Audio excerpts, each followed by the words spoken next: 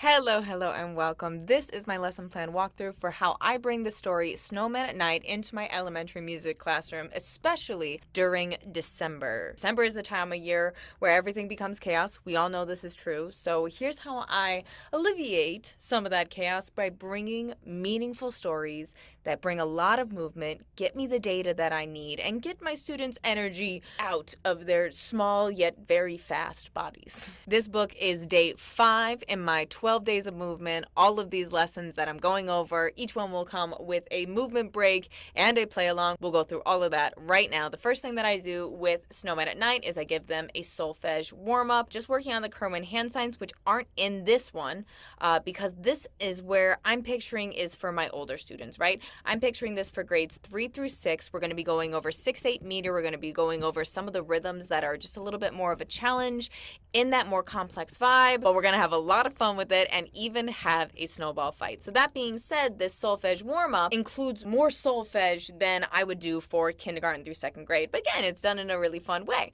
So first things first, we read the story, Snowmen at Night. If you haven't read it, I'll give you just a quick synopsis. It's basically what I imagine a father or a mother or just a parental figure whose child comes in and they're bawling their eyes out because the snowman that they made the day before, they woke up to and he doesn't look the same, right? And we know like, oh, the snowman melted. But I picture this is what happens when that scenario happens. The little child is so sad and the parent goes, no, don't be sad about it. That just meant they had a really good time at night. Here's what the snowman did.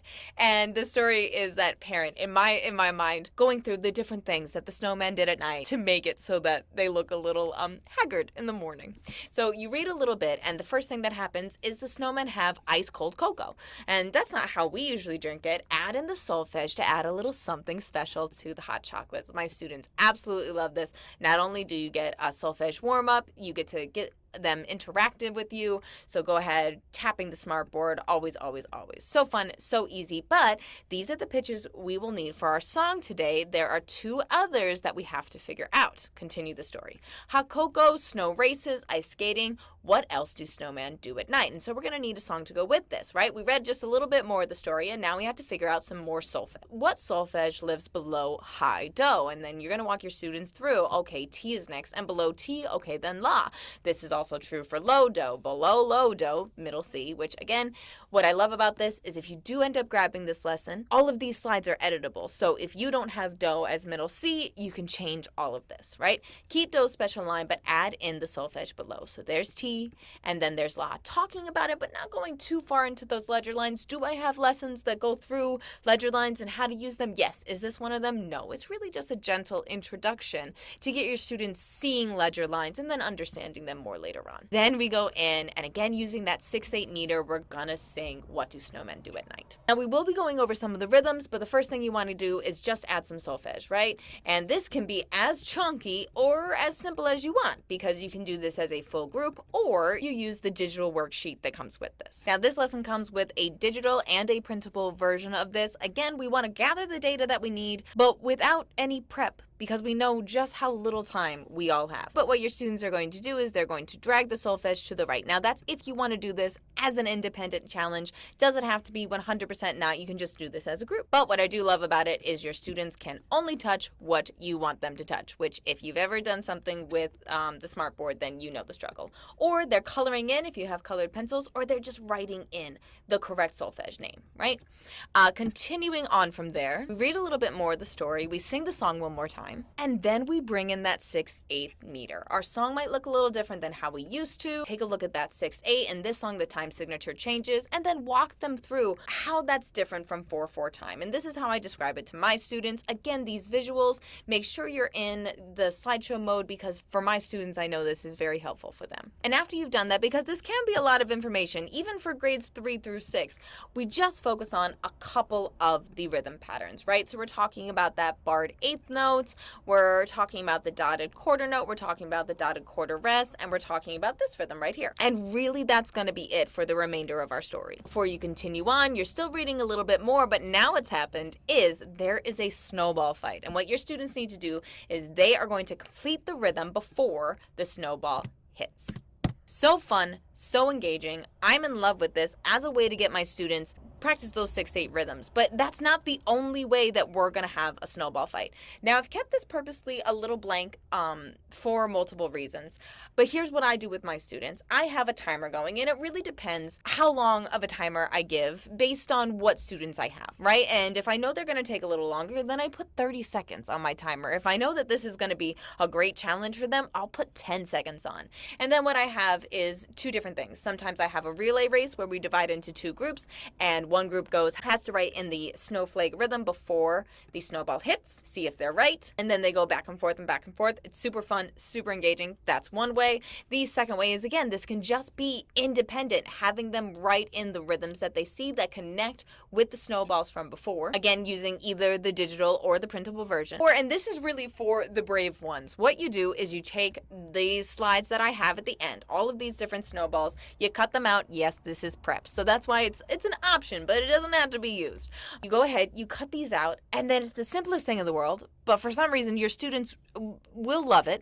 This has to be done with students who can meet really high expectations, because they could go wild with this if it's that kind of a class. All right, but you cut all of these out, you roll them up into balls, because this is really going to be an assessment, but it's kind of a throwaway piece afterwards. It's not something that you really keep because it's just crumpled up paper. I tend to use recycled paper just so I'm not feeling quite as bad about it.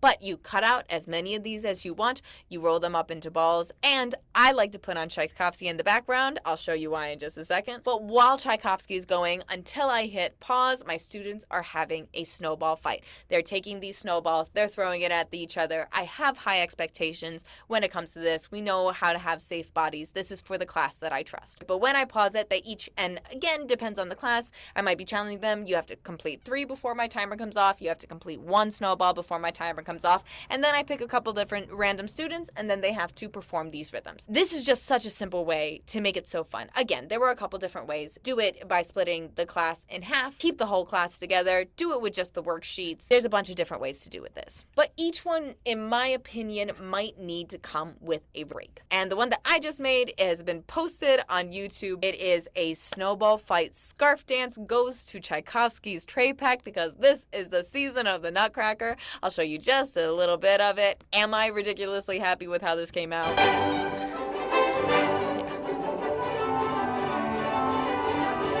I 100% am. Was my husband absolutely cackling at me because I was wearing this and it was probably like 70 degrees in the house and I was profusely sweating? Yes, he was. All right, that's one way to do it. The other way is just a rhythm play along. It is a lot simpler for the little kids, but it's also just simple and it's a lot of fun. And what I like to do is to make sure my students are getting a movement break. If I use this, then they're up on their feet and they're jumping instead. Simple and fun, but instead of following me, you're following this absolutely enchanting little snow. And that is, again, already posted and up on my YouTube channel, so make sure you are liking, subscribing, and following along because I have a lot more. This is only day 4 of these 12 days of movement, so there is going to be a ton more videos like this coming up within the next few days. So make sure you are liking, subscribing, and following along. And if you want to grab this lesson along with 12 other lessons that all connect with the scarf dances that I'm going to be posting on YouTube, with the play-alongs that I'm going to be posting on YouTube, then you can grab all 12 lessons for a free 2 months. Now, the reason I did 2 months is I wanted you to have a December that is lacking that chaos. Absolutely no prep. Grab the lessons that you need, grab the assessments that you need, and get your students moving in a way that's simple and easy and effective so you can focus on all the other things that you need to do during December. But I also wanted to make sure that you had January for free so that when you are relaxing, hopefully during your December break, maybe you take a look at the over 20 plus hours of professional development I have. Maybe you take a look at the rest of my curriculum that is all posted and ready to go. Maybe you take a look at the movement breaks, whatever else. So again, free 2 months. It is completely a love it or leave it. If you don't love it after a month, don't worry. I will refund you this first month's payment if you do get charged, or you can cancel beforehand. Try to make it as simple as possible. You go ahead, you read a little bit more of the story, and then why not at the end have a little composing assessment, all right? First thing that your students are going to do is they're going to think of something that a snowman might do. For mine, it was snowman eat an icy treat. And then I have to think of some rhythms that I'm going to pair with it in that 6/8 time that we've been talking about.